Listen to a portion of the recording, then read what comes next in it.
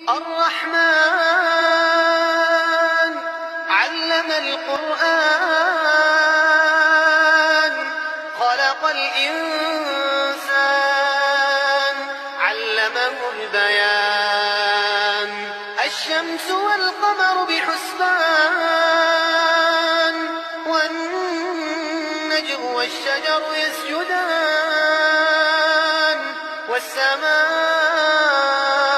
رفعها ووضع الميزان ألا تطغوا في الميزان وأقيموا الوزن بالقسط ولا تخسروا الميزان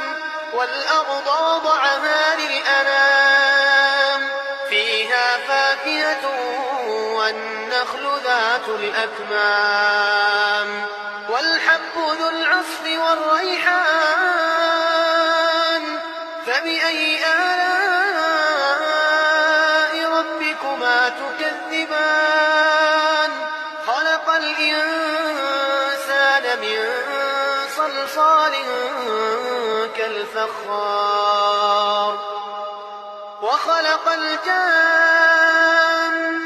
من مارج من